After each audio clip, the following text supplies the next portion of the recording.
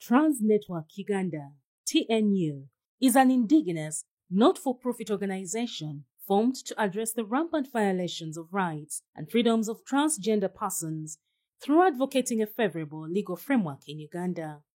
Our thematic areas majorly look around responsive programming, access to justice, meaningful engagement and involvement, and of course, network and capacity strengthening of our membership.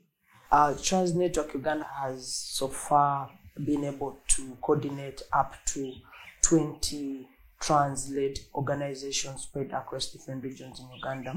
We've been able to sit on technical working committees of the Ministry of Health, and as of now, we are implementing interventions that are majorly bringing about awareness and empowering the community with knowledge around sexual and reproductive health care and rights, and of course around things to do with leadership and economic empowerment.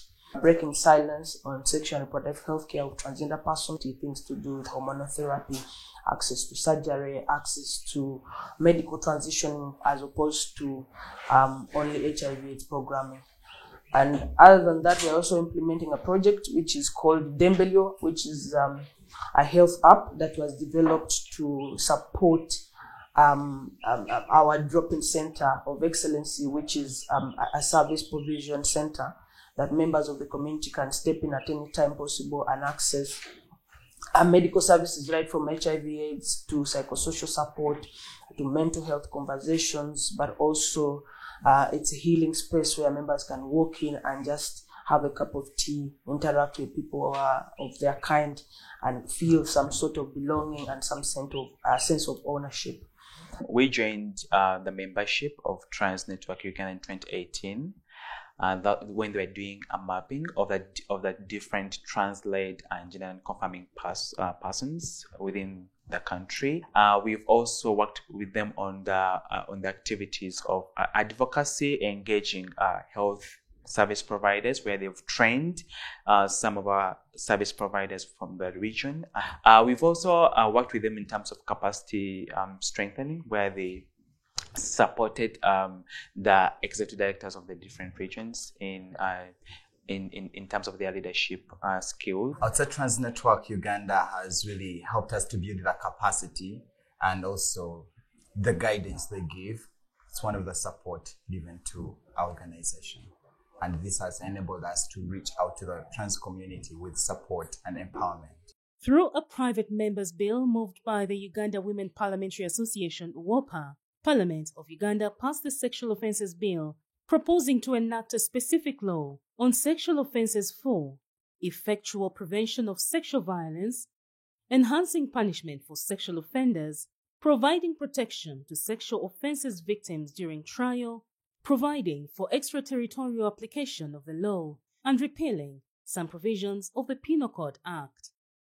I was the mover of the Sexual Offences Bill as a representative of women parliamentarians.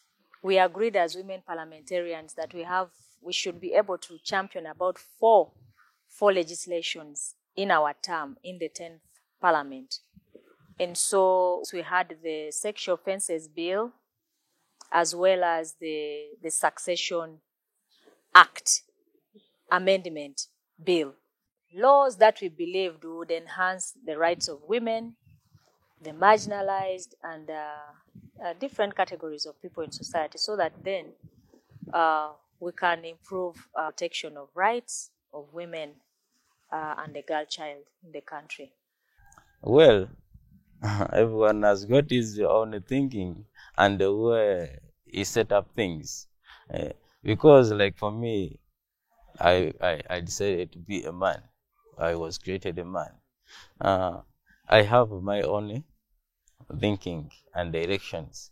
MPs may have their own whatever thinking and how they make the laws. As a police officer, I'm there to enforce. So whatever they bring on table, that's what I enforce, but I will have no side to follow.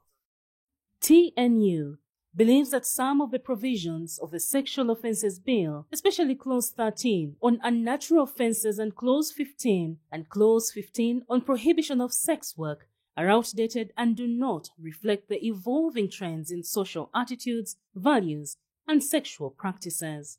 It's upon this background that TNU carried out a countrywide survey through Masaka, Mbarara, Mbale, and Kampala to ascertain the current state of transgender persons and how they are likely to be affected if the bill is assented into law. The eroded rate, it consists of other bills which are already in existence. So, but still those people, they are like human beings like others. They shouldn't be criminalized at all. What they need support, then they live freely in the community. Because I think it's not their own making, staying the way they are. So I think legislators, if they consulted, there is a need of dialogue. Everyone has a view and everyone has a right. And everyone has obligations. So if you want service A, it's your right to access it. But it is also your obligation to protect the other person from being affected by what you want. So you must keep everything within the normal, within reach, and within, of course, the constitutional requirement of the country.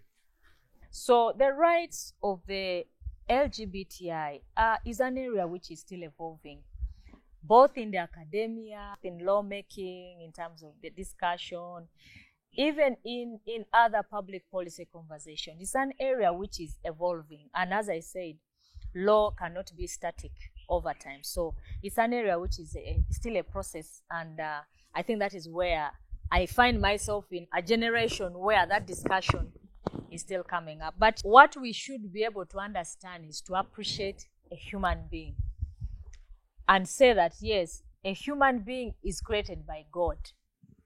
And we are bound to err. We all do. And we all come or fall short of God's glory a lot of times. What a Christian should be doing is to show love, to reach out, to engage, because through continuous engaging, you are able to understand certain things. And ultimately, if you're a true Christian and, if you're a religious person, you should be able to love, because you are created to love. It doesn't matter whether you disagree with somebody's conduct, behavior, approach of things. Before we begin condemning these people to a given form of punishment, it is better we go to understand exactly what makes them behave that way. It is better we first get to the root cause of this and understand why this is happening. I don't feel whether by putting a law that punishes them is going to bring an end to this.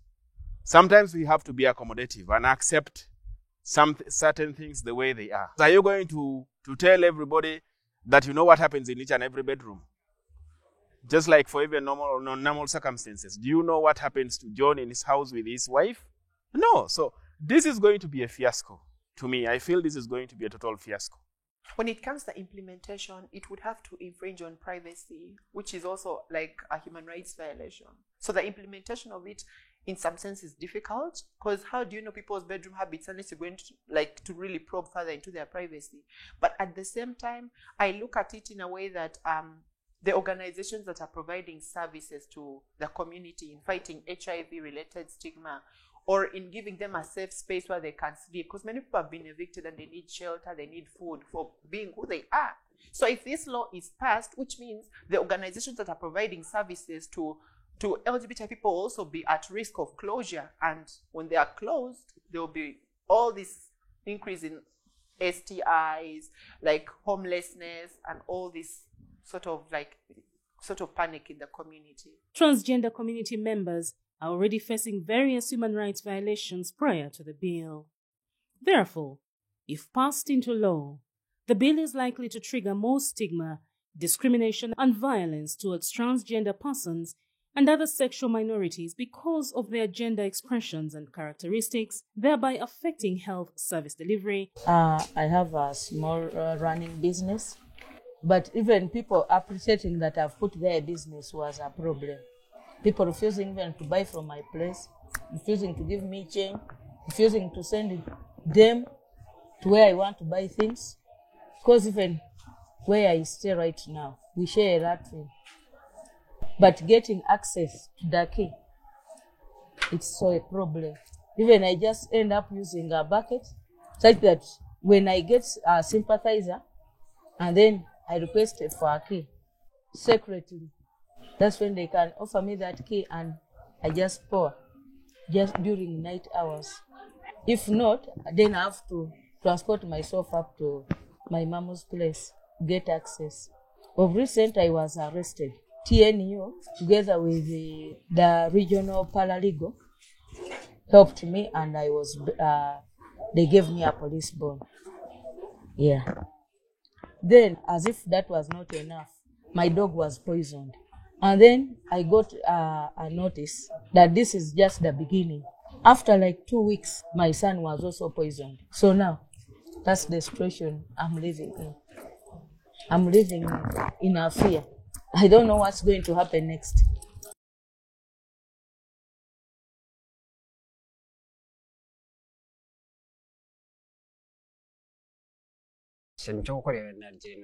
na marwaro I no longer go there cause waza kuzayo oine nkomushaho mo kumanya haya nanka facility wazayo ya kujeta hata mishiki wanje and na n'umuntu okusimura mu irwaro na n'umuntu ziri kureguza na n'umuntu nakana n'umuntu ajeta atikana mu mishiki atikana n'umuzi ahura ni wakorashi watinam nyo hura mwene washwa waina ngo original na services washara mwaterera kanana ninga waterera for these first aids of DIC rather than going to the hospital yet na DIC na vasokushanga some little medications utakuza kutambira chimwe kankafika to the extent that is the normal churches akuba everyone knows you hata uza kushanga uza kuza kumkanisa uza kushanga mu mukatete kushanje mu akakoba ushanje mu wanka hati bagambire pastor bamuje timwe yoraze kubura mukanisa burra ryabo abakuba batingura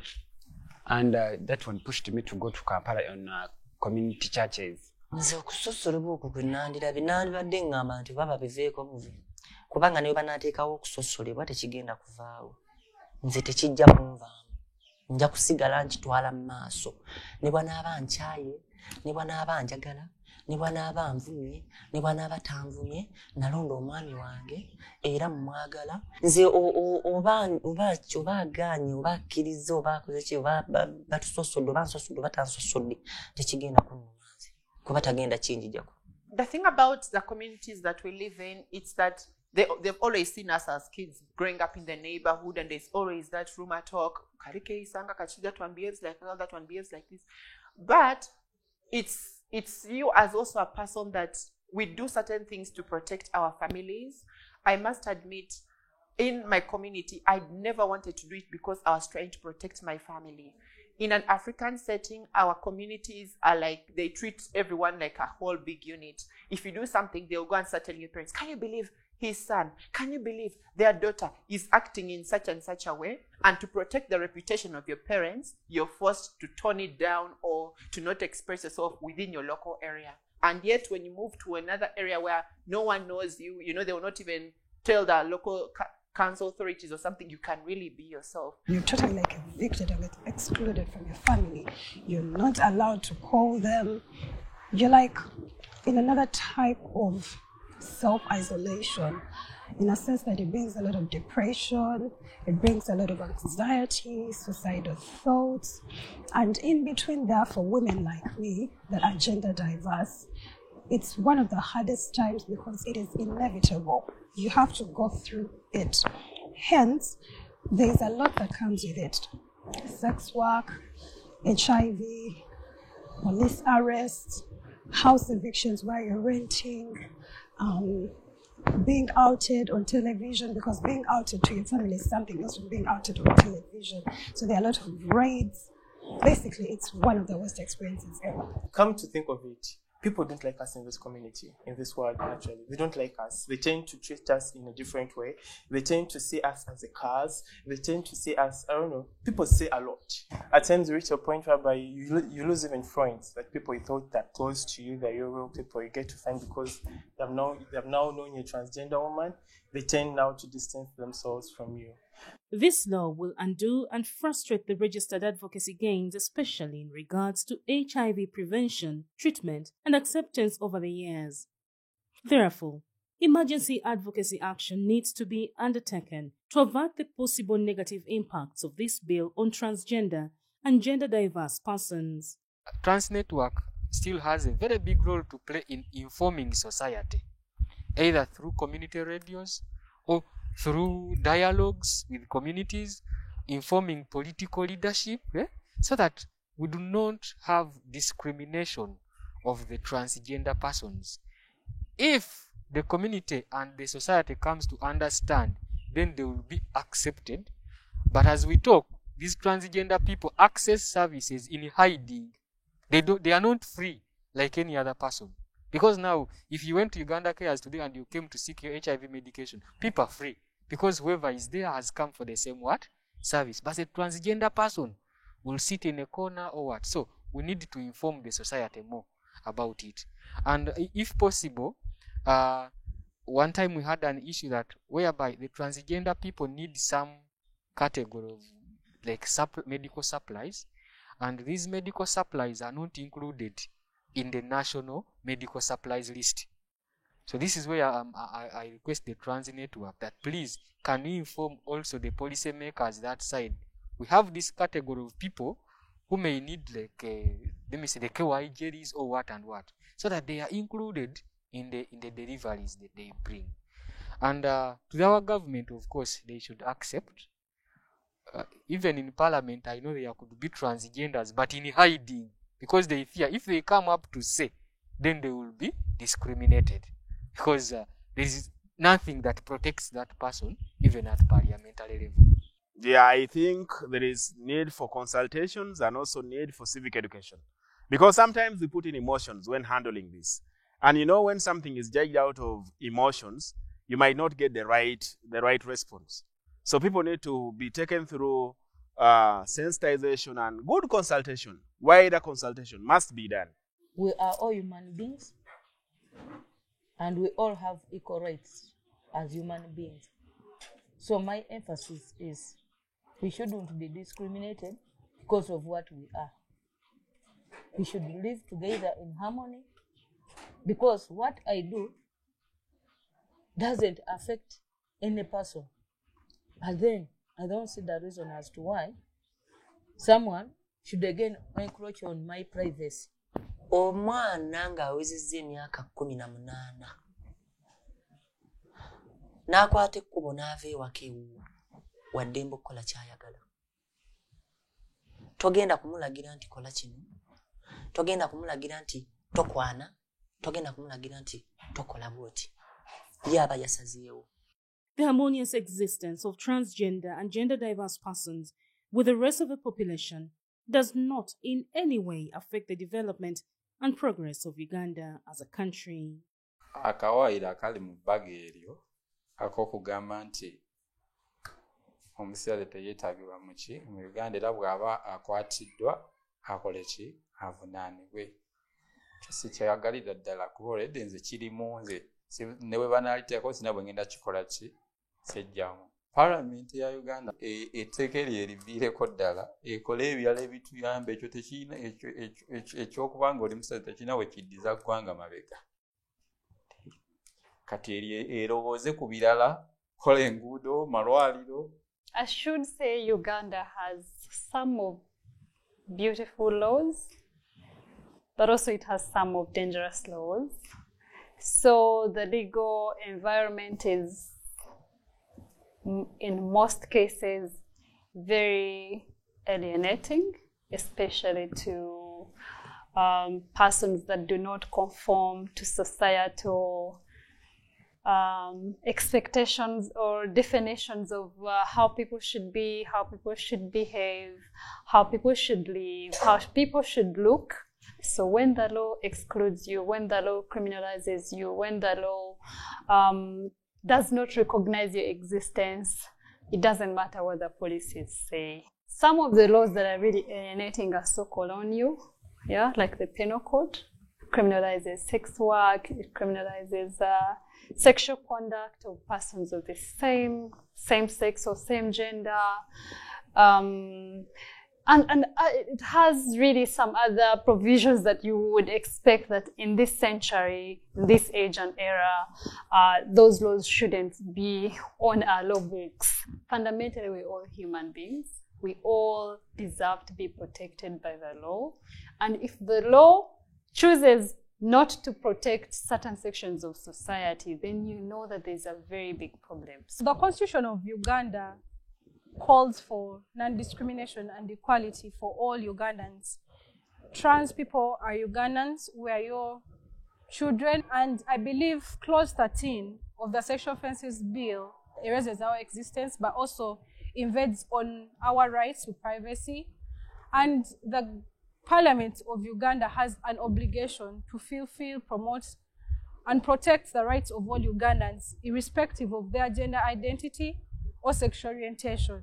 I call upon the Parliament of Uganda to delete Clause 13 of the Sexual Offences Bill and to enact laws that accommodate and that are inclusive for all Ugandans, irrespective of their gender identity and sexual orientation.